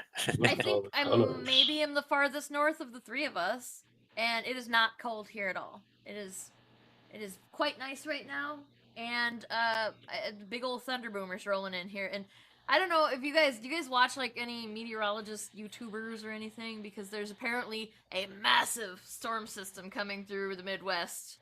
Oh, really? Just mess us all up, yeah. Oh dear. Oh, yeah, I you guys should know probably. It's supposed to be happening Monday, I think. So you should probably check that just in case, because I haven't watched the news in a couple days. I'm flying. Normally I do. But I have to drive my wife to work lately. Yeah, so it's 50 in Calgary with a low of 42. Yeah, that is a bit chilly. Unless it's in Celsius, in which case it's very warm. Yes. But I'm guessing if Mel is cold, that it is 50 Fahrenheit, which, yes. Sounds nice, actually. Yeah. I'm Scottish. I'm used to cold weather. Today is, we've had it's just been kind of cold and crappy. The sun is out, and so it tricks you, but it's cold. And now today it was 75 out, and so we're let's go for a walk. And then I was like, I regret this immediately. My body is not ready for this, and I was so miserable. I was so miserable, which is, it's actually why I have a headache. Why I had to take some ibuprofen before the show, because I'm my head hurts a lot, and it was just because of that. That's all it was. And I have hypothyroidism too, which means my body does not regulate temperature at all. It's awful. Kyle said Mel never wears sleeves, so he doesn't own any shirts with sleeves, because I'm pretty sure I've never seen a picture of him with sleeves. I don't have any long sleeve shirts. That's fair. I shouldn't. My have long arms sleeve were shirts. always Long so sleeves are long. terrible. I couldn't find sleeves long enough. So even if I had something with long sleeves, I had to roll it up. So I'm so uncomfortable in it. I don't have any shirts now. I only have t-shirts and stuff. That's fair. Weird little thing. So am I the furthest north of anyone? I'm in Cleveland right now. Cleveland? So you're technically about, I don't know, 10 miles south of me. Okay. Because Toledo sits higher than Cleveland. Kyle and the Great White North up there. I gotta look where Cleveland is. Cleveland, Ohio. Yeah, I was just in Michigan recently, but I'm not now. Where it is compared to me. Oh no, I'm farther north than Cleveland. Yeah. Okay. I would tell you where I'm at, like, but it's a very tiny town, so if you don't, I don't want to dox myself, and also, I don't want to dox myself, and also, you don't know where this place is, but it's it's on the Mississippi, and it's God, Where is the nearest big town? where that's what I'm trying to figure out. Like, what even is the biggest town? Like, we're an hour and a half drive from Madison, Wisconsin. Ooh, Metropolis. Right. Yeah, it was like, but it's like takes like 4 hours to get to Minneapolis, so that's not helpful. So yeah, I'm technically closer to Canada than I am to Cleveland, and where I'm at and Cleveland are in the same state. Okay. So I don't know where anything is. I know where Chicago is and New York. That's about it. I know where Sandusky, Ohio is because it was in that movie, Tommy Boy. That's why I know where Sandusky, Ohio is. Yeah, I visit all these only places at now work. really learning where some of these places are because I'm driving through them all the time. So, Sure. like, I honestly thought Kentucky was a whole lot further away than it is. And, like, the last time we were on the show, Les was on, too, as he's supposed to be on this time, but I guess he's busy or something. Or I We're hope gonna he's have to feeling yell okay. at him. After the show, we ended up sitting backstage chatting, and after Kyle left to do another show and you left, we sat here till midnight talking. Holy and then the crap. next day, I got up to leave to go to Michigan, only to find out we were driving like right past Les's house to get to Michigan. So I texted him that morning. I was like, Wow. "Hey, you want to grab dinner?" We stopped by and Nice. visited him and his wife. I'm actually in Kentucky. Oh, yeah? where I live. Yeah. Oh, man. Should have stopped by and say hey while I was there. I apologize. I'll Just catch south you next time. just south of Paducah. If you know where that Oh, is. see, we went right through Paducah. Paducah. Oh, I've been to Absolutely went right. Paducah. We stayed in Paducah that night. Nice little hotel. My wife sent up there for work one time. Cool. Nice. Small Nice world. place. K-pop says I'm more north than Kyle. Cedar Point. I don't know where that is. I'm pretty sure Cedar I'm still... Point's in Sandusky, Ohio. I'm gonna have to Callahan Google it. Breaks doesn't actually exist. I know, that's very disappointing, isn't it? Cedar Point. Neither This is does why I like Valencia Google. Auto Parts. But yeah, I think I'm still more north than all y'all, just by a tiny bit. I'm technically, I think I'm north of Detroit, so I'm looking. And yeah, I'm slightly north. So of Detroit. Cedar Point is north north of Washington. Is that right? Next to Baltimore. That's the only Cedar Point. Cedar Point is west of where you are right now. Okay. Due Damn Google, west. you suck. Oh, I see it. I see Cedar Point. I'm looking at the map, the Google Maps. I didn't spell it see right. it. I spelled it right. It's coming up next It's to got a- Baltimore. There's Cedar Fair, which is over It's there, like and it's a company that owns Cedar Point. Yeah, is Cedar Point like it's a amusement park? It's America's roller coaster. Okay. Never heard that before. That's cool. Wisconsin is. I'm from Wisconsin, and we have the Dells, which is the water park capital of the world, apparently. Which Who wants to go I'm to a so water sure park it in is. Wisconsin? That's what I want to know. Is What? like the 3 days it gets warm enough for a water park in Wisconsin. That's crazy. That's a heck of an investment for very short turnaround. Yeah, I don't know. I didn't make that. I mean, to be fair, Wisconsin Dells is a really fun place to go to any time of year, and it's kind of cool to walk the. I've walked the highway there that goes through town, and there's like a Just so giant you know, wooden Sarah's horse. being paid by the Wisconsin Tourism Board to say this. So you know. She gets a kickback for this. If I was gonna try and get you guys to visit, I would say go to Door County, because Door County is where it's at. Like, that is, if you're a nature person, go to Door County. If you're an indoor cat like me, stay inside. If you're an indoor cat, it doesn't matter where you are as long as you don't go outside. But yeah, weirdly enough, I've never been to the water parks in Wisconsin Dells. I live a couple hours away, and I've been to Wisconsin Dells a million times, but I have not ever been there during season. I've always been there in the wintertime. As an Arkansan, I was freezing. Everybody else was having a big old time, but I was freezing. That's but fair. then, like, I never forget the time I went up there to Wisconsin and we were going to the zoo with one of my ex-wife's friends from school, and she's like, "Oh my God, I don't know how you're surviving this. We're having a heat wave. It's been 80 degrees for like a week." And I literally came from 115-degree heat in Arkansas, and I was freaking loving it. It was amazing up there. And she's like, "Oh my God, I'm going to die." And this Yeah, is anything nice. above 75, I hate. Yeah, I'm not a fan either. I bet that was a wonderful vacation for you then, but it doesn't stay that cold here anymore, because last year we had some 100+ days, lots of them, way too many of them, and it Y'all pisses ain't me got off no too, air because conditioning either. we're literally like, I could throw a rock and hit the river right now, and the Mississippi is not a small river. And it is still drier than a popcorn fart outside. Why? What does that even mean? What does that You know mean? what? I don't know. Well, you and see, in America, it's dry. That makes no sense. It's a thing that my grandma used to say about when it's so dry. so She beautiful. also said it was colder than a I wanna witch's tit. cry. That I can understand, because a witch cast is usually iron cold. bra. Yes. See, what does a witch's body temperature have to do with anything? No, because I would think that a witch's body temperature would be roughly the same as any other person's, right? Because witches are humans, aren't they? Yeah. Or I guess a witch can be anything, can't they? Maybe because they're cold, because they're cold in their soul or heart or something. I don't know. Yeah, maybe. Yeah, the dead Soul frozen bones hearts, connected I don't to know. the bone. It should be colder than a vampire's tit, shouldn't it? 'Cause Now, see, vampires are cold. that would make sense. That makes You know? about as much sense as a popcorn fart. Mm-hmm. Ain't worth the tootin' whirlwind. That was one of my Well, favorites. what's a saying for being very dry, other than popcorn farts? Oh, sorry. Oh man. I can think of a few, but they are not appropriate for this channel.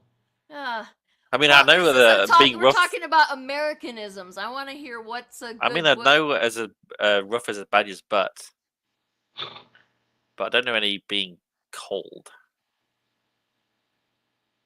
Did you know? Do you know where raining cats and dogs comes from? Where?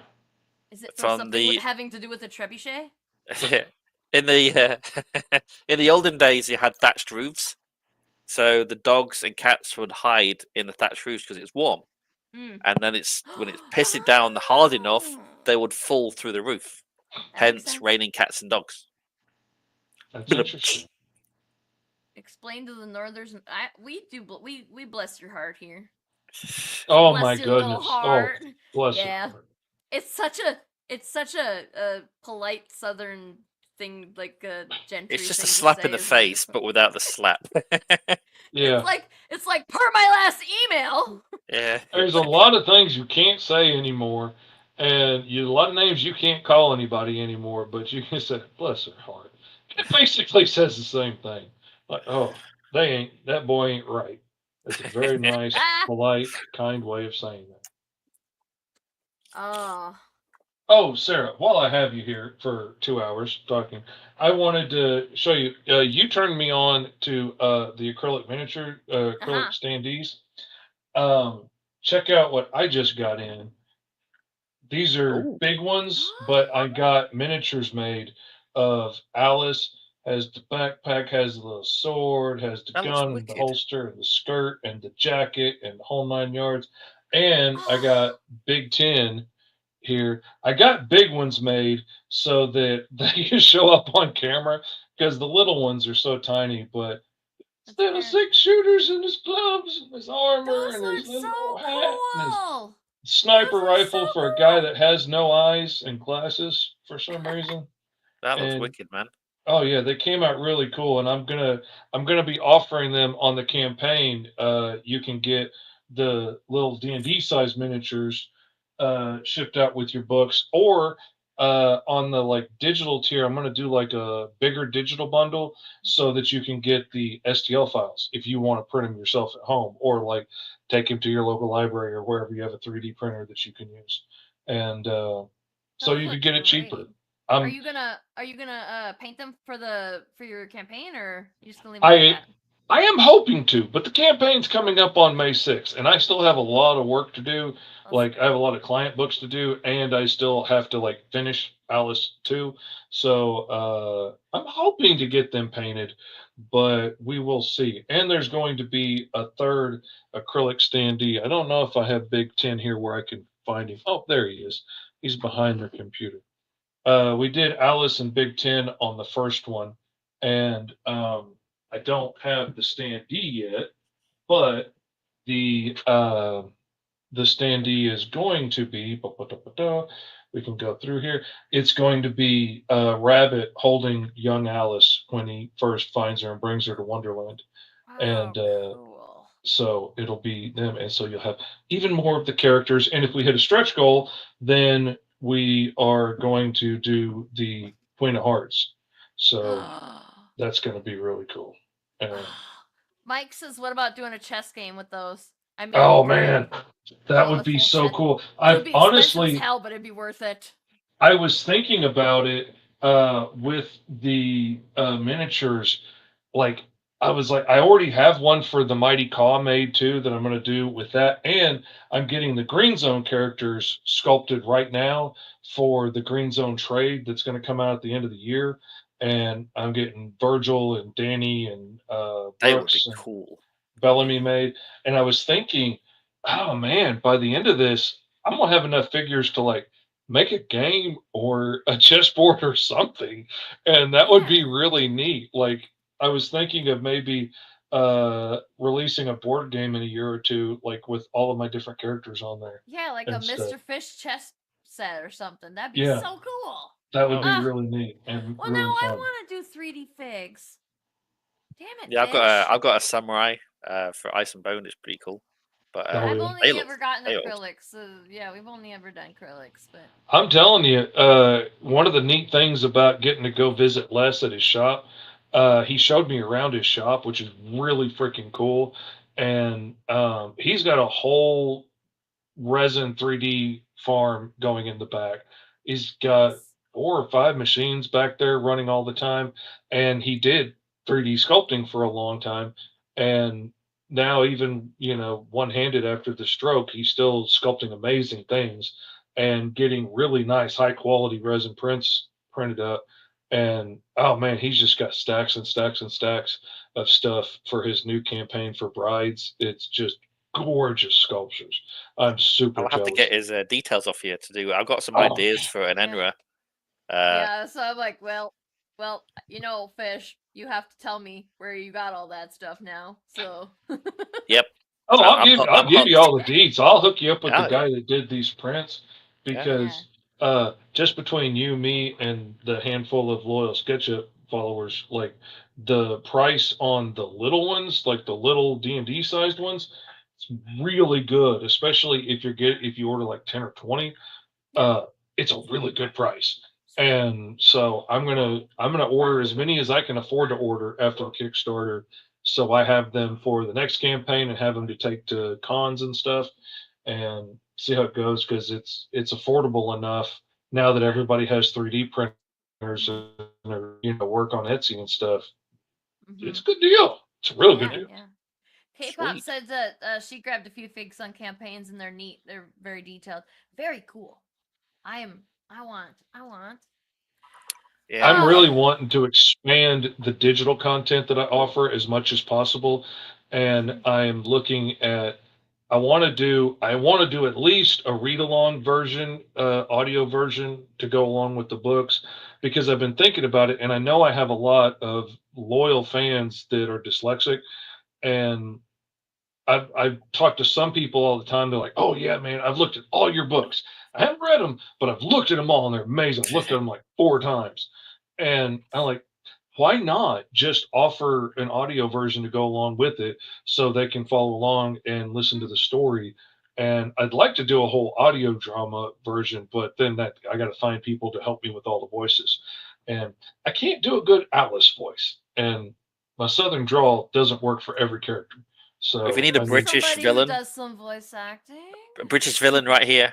You know. See? Look there, you just cast your entire thing now. There you go. See, I mean, I would really like Big Ten to have like a British accent, just because like he's so old. That British accent kind of lends itself to been around longer than America, and has that kind of vibe to it. That would be Yeah. really cool. Okay, it's joke time again. What does Peter Parker say when people ask him what he does for a living? I don't know. What does he say?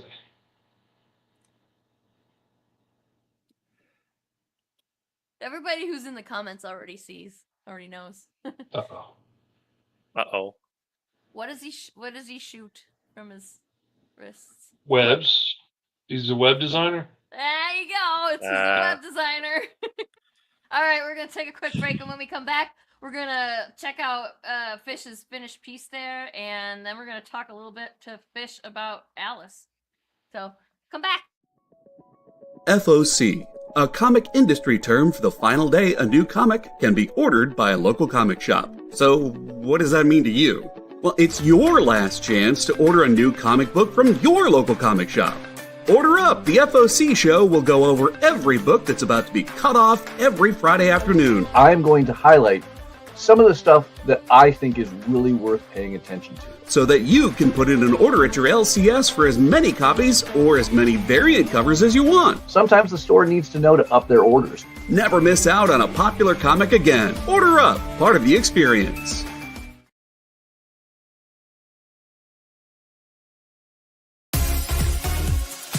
Did you know that Arthur, King of the Britons, and Monty Python and the Holy Grail was played by a famous Graham? Check out another famous Graham by following our Instagram.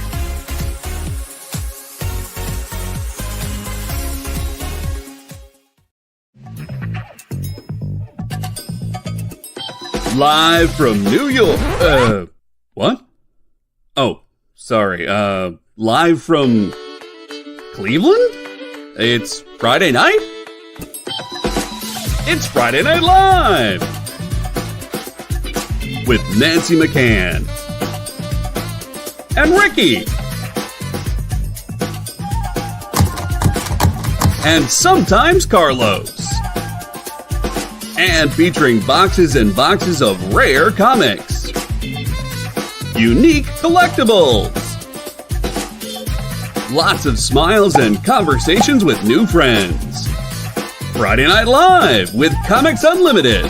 Friday night from 9 to 11 on The Experience.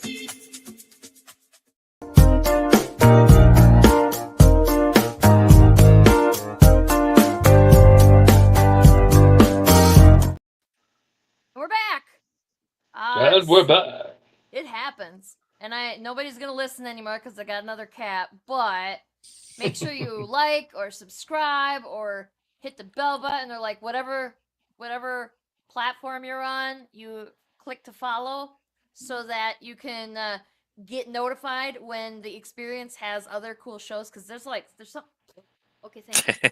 There's something like every single day, I think. There's almost every day they have something on here. It's really good. And tomorrow they have a really cool thing happening wherein the what's it called? Dynamic Forces Friday Night is happening tomorrow at 7 p.m. Eastern, 4 Pacific, and they're giving away $2,000 in art. So you definitely don't want to miss it.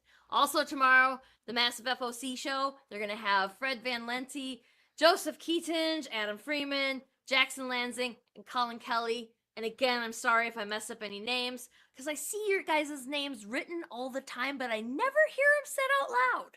Mm-hmm. It's a conspiracy. It's a thing. It's a thing. Yeah, it's original live content Sunday through Friday. So yeah, that's almost every day. And like, most people do stuff on Saturdays anyway, right? So you don't need stuff on Saturday.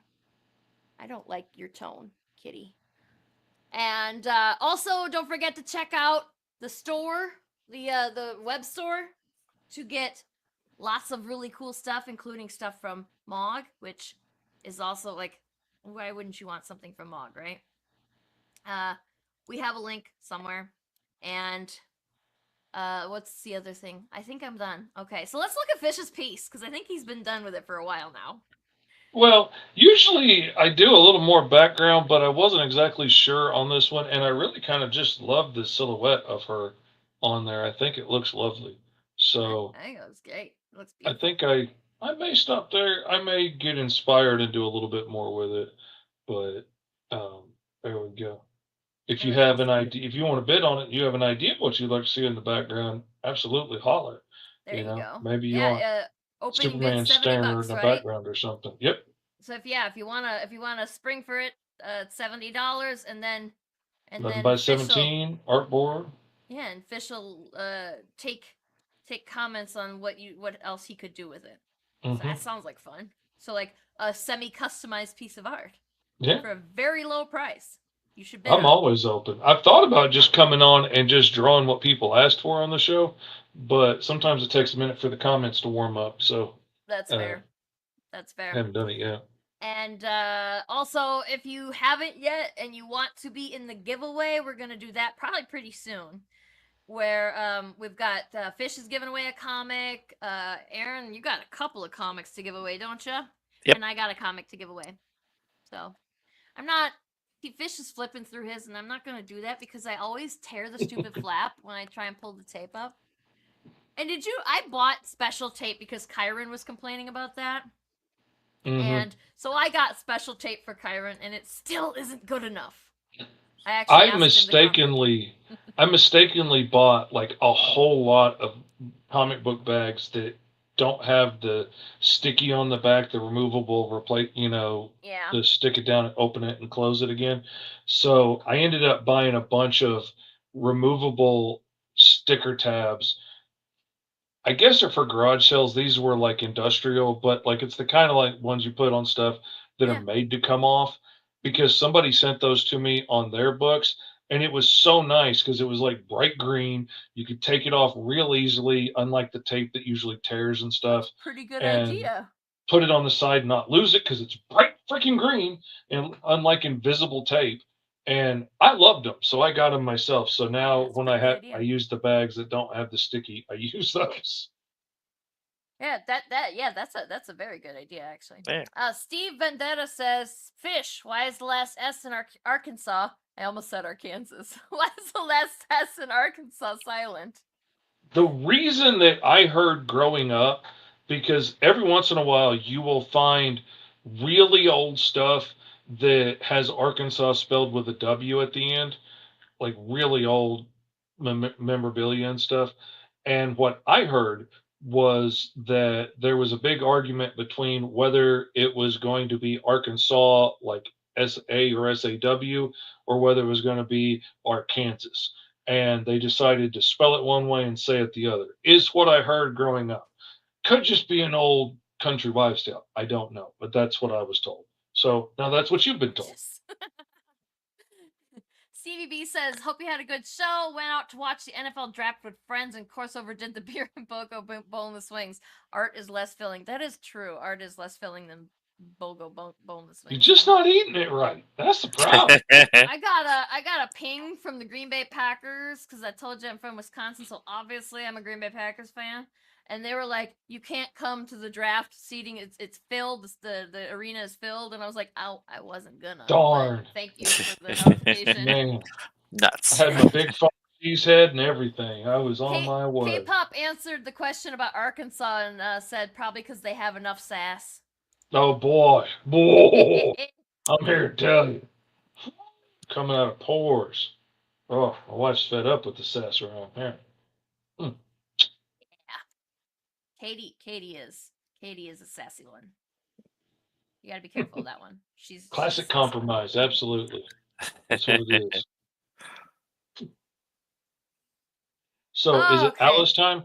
Yes, it's Alice time. I'm sorry, I was distracted by a comment. I'm like Alright. watching y'all's comments, and then I'm trying to like talk, and it's the thing. It's a balancing act as host. Yes, let's hear about Alice. All right. Well, for anybody who has been living under a rock and hasn't heard about my story, Alice Lost in Wonderland, now in full color. It is a story that I have been literally working on for 30 years.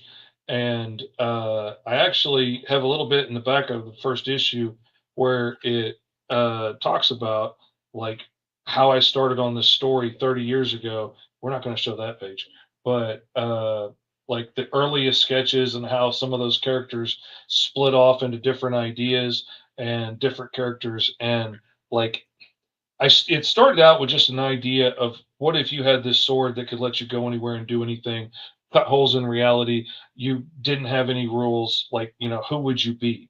And so it was following around this, basically like a caveman or a barbarian that got this ability. And, would you be a hero? Probably not. You'd probably be selfish and, do all kinds of stuff. But as I grew up and got older and, became a father and all these other things, the story started to evolve and change. And it became more about the different people that you are at different points in your life, who you are to different people in your life, who you are when you're a kid, who you are when you grow up, who you are as an old man, how you can try and do everything right and not make the same mistakes your parents made, but then make all new mistakes and still have your kids grow up to hate you. And so, like, as I became an adoptive father, he became an adopted father, and he adopted this little girl. And then they're on the run all the time, and he's not a great dad because I had a lot of my friends that were young dads that weren't very good dads. And so all of this stuff got wrapped up into the story. And then I had this idea as I was talking with another writer about what if you took Alice and made her this wandering Ronin warrior in an interdimensional rift called Wonderland. And that idea, I was just playing around, but it stuck in my head and I couldn't get rid of it. And then I realized if I took my time traveling barbarian story and I took his daughter out and put Alice in her place and then turn the story around and tell it from her point of view, it gets really interesting.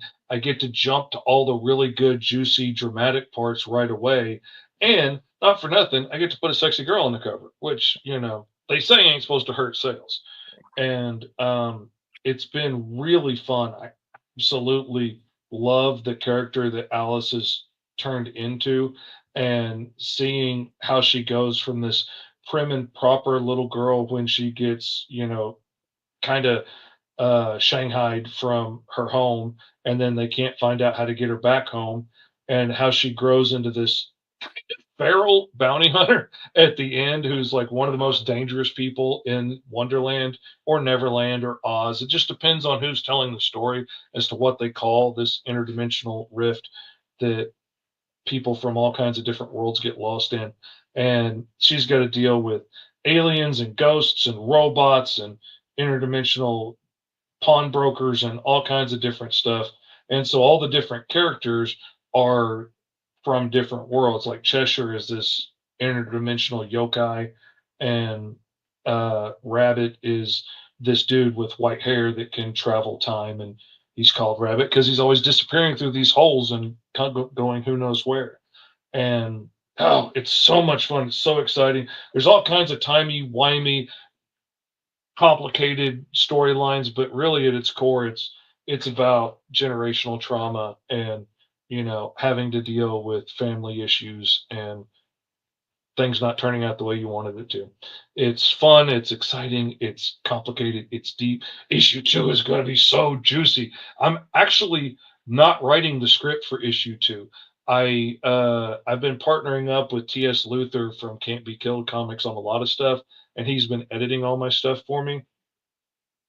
And so we were talking about it, and he was helping me work through a couple little problems as I was melding all the public domain stuff into my story that I've been working on for 30 years and making sure everything fit together well and worked. And he had some good ideas, and he was helping me polish some things. And we were talking about it, and we came up with the idea of like what chunk of this giant story to break off into a 6-issue arc. And he helped me really polish the first issue. And I was like, you just want to write the second one? And that would give me some free time to do some work for clients.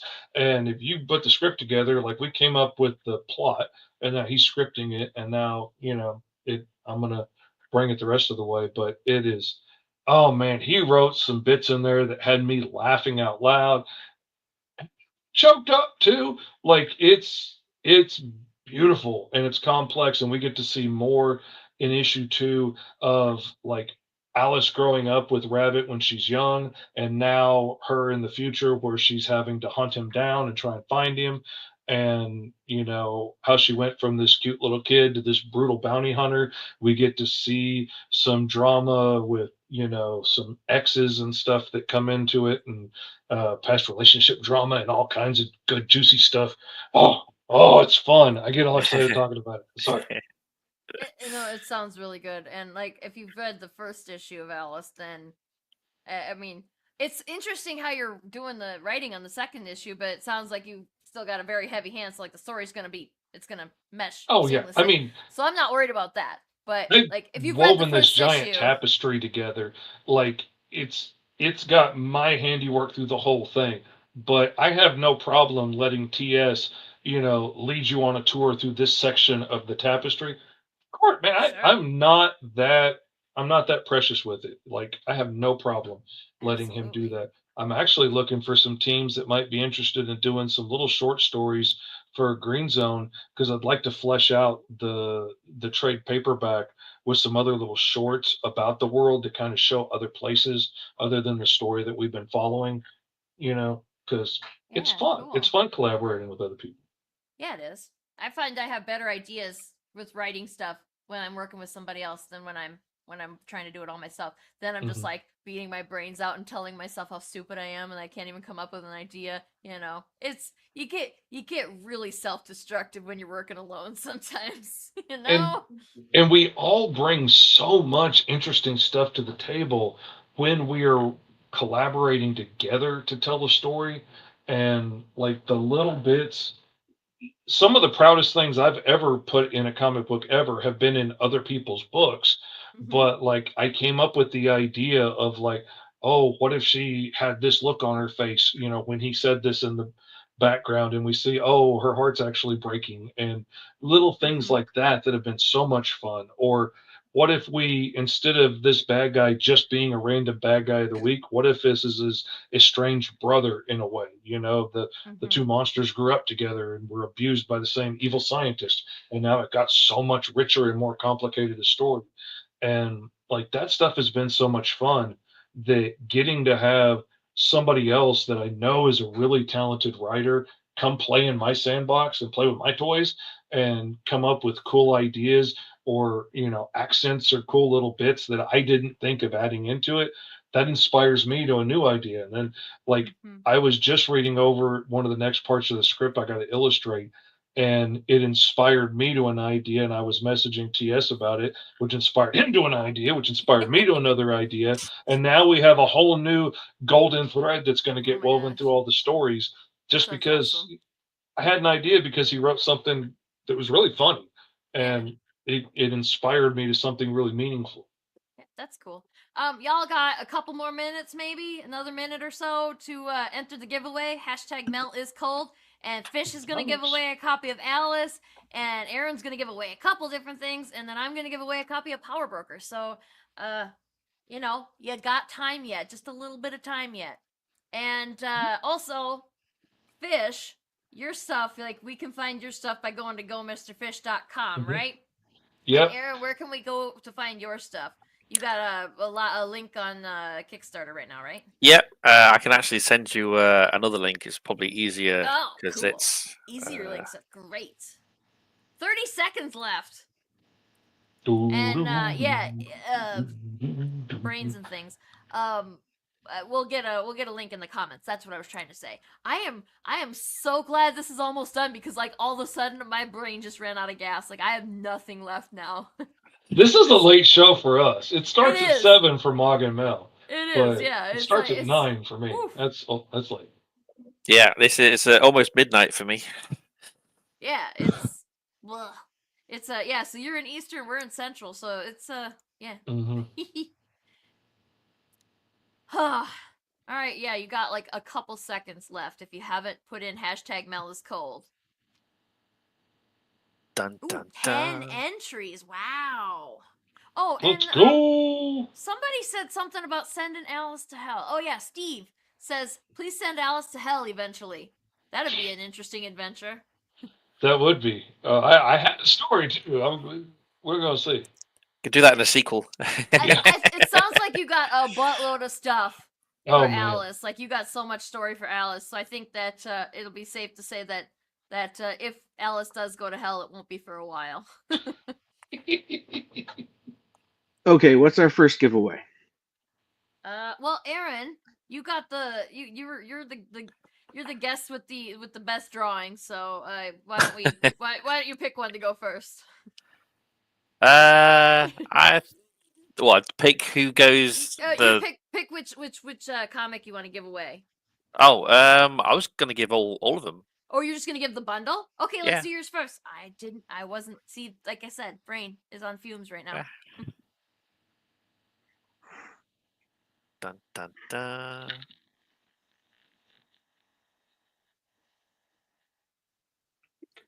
Yay, the Did Kyle X-Men! just win I can't win. that? Bummer. I think it's rigged. because you kept It's telling rigged. everybody. Kenneth wins. Kenneth wins a bundle from Aaron. Yay! Congratulations. And then let's that's awesome. Okay, so you got the bundle, and then we'll give away fishes, and then we'll do mine last because I wasn't here All to right. promote a comic. Here we go.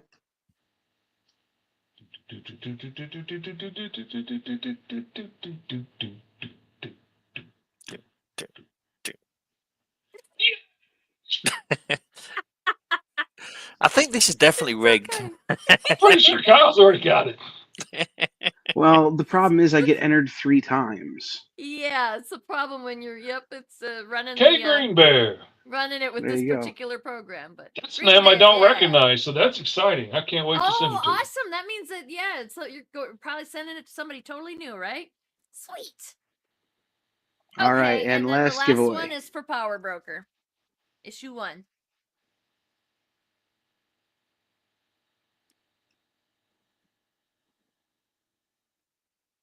Space Case Collectibles. Woohoo! So, Let's go. We got a link, right? There's a link in the comments, or will be a link in the comments that you got to fill out to get your stuff. Yes, there will be a link in the comments if you manage to buy Fish's piece for $70 in the next 2 minutes, or you're a winner. Please fill out the form that I'm putting in the comments now, so that things can get shipped out to you. Yeah. So if you won, yeah, if you're gonna bid on Fish's piece in the next couple minutes here, or if you won, the Power Broker comic or the Alice in Wonderland comic, fill out that there. It's a Bitly link. Just fill out that there form, and then you can get your stuff, because we can't send you your stuff if we don't know where to send it to. We're good, but we're not that good. Yeah, like you can put whatever address you want, but like if you want the book, Well, in it your depends. hand, you There's a should probably couple of pick- y'all. Like if it was Stevie B, I could get it to you because I've sent him enough stuff. That's But- fair. That's fair. Everyone's social media, yeah.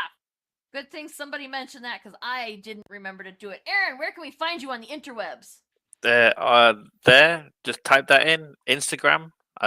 You can type in Amor Patris, Enenra, Blood and Fire, Ice and Bone. I have Facebook groups for all of them. I just started Pillars of Creation, which is the science fiction series. I'm hoping to launch soon. So that's Facebook's up and running. But I'm not kind of advertising it yet because it's still early days and I still have no idea when I'm launching. Fair enough.